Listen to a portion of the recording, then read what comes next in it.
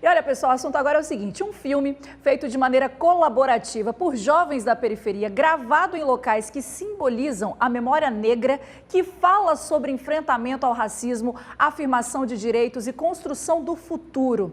Eu estou falando sobre Vozes da Resistência. E a pré-estreia é hoje. A nossa repórter Camila Soares vai contar pra gente onde é que esse filme foi gravado e por quem, né, Camila? Boa tarde.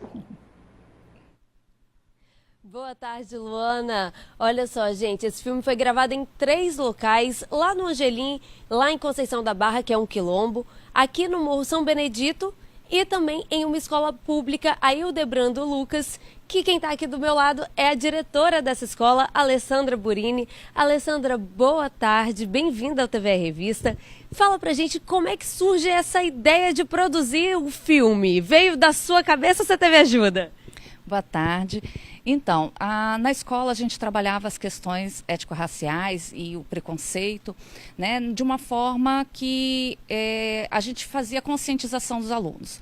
E eu fiquei incomodada com isso, que só fazer conscientização não vai trazer equidade dentro da escola, fazer com que os alunos aprendam de maneira diferenciada e cheguem com os mesmos resultados. Então, eu indaguei aos professores, principalmente o professor do PIPAT, o professor Tiago, questionando ele que a gente precisava fazer algo a mais, além da conscientização contra o preconceito, contra o racismo.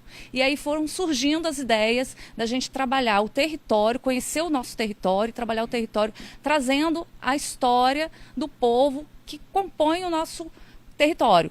Né? E aí surgiu a ideia do filme, desse projeto. Tá certo, Alessandro. Então eu vou conversar um pouco aqui com o Tiago.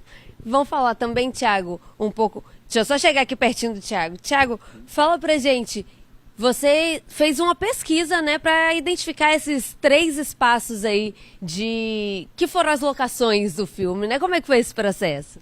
Então, a gente primeiro fez uma investigação de compreensão das pessoas em relação à sua ancestralidade. Foi um trabalho acadêmico, né, não simples, que a gente mapeou todo esse espaço, quis construir uma relação de identidade de uma história que muitas vezes não é contada, ela é cerceada sobretudo do povo preto.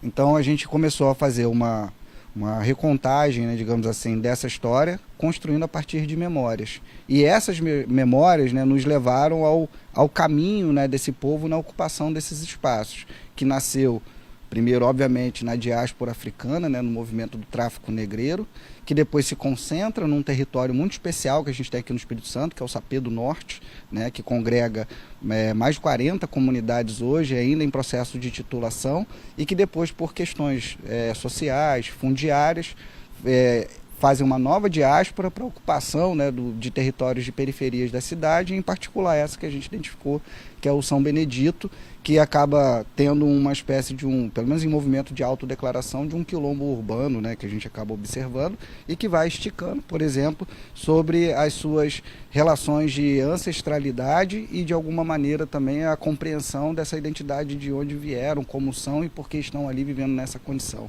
A gente está assistindo aqui um pouquinho, ainda está sem áudio, mas a gente está vendo um pouquinho aqui, né, dessas imagens. Parte dessa imagem aqui é no Sapé do Norte, né, Tiago?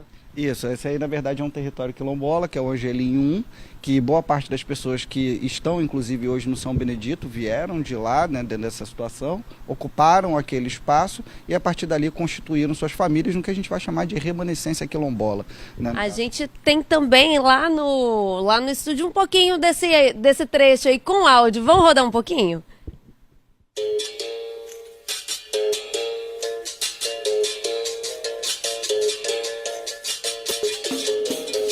A trajetória do nosso filme, ele tem um momento, né, de parada nessa parte importante, né, da história, onde começa talvez a leitura, né, de como funciona essa resistência. A gente está aqui exatamente no cais do Porto de São Mateus, aqui ao fundo a gente tem o Rio Cricaré, e essa área, na verdade, representava, né, principalmente no século XIX, uma das principais áreas, né, de comércio de escravizados.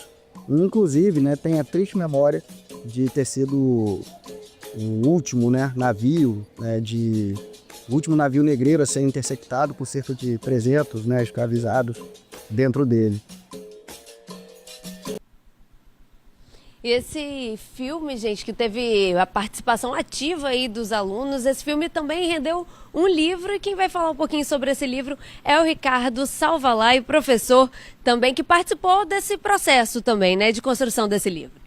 O livro ele é derivado do filme, porque a gente quis, o Thiago, né, professor, sugeriu para a gente fazer a transcrição desse filme, né, porque muitas vezes, muitas dessas histórias não são contadas, são só contadas, não tem livro, né, não tem, é como se fosse uma língua ágrafe, né, que você não tem registro escrito.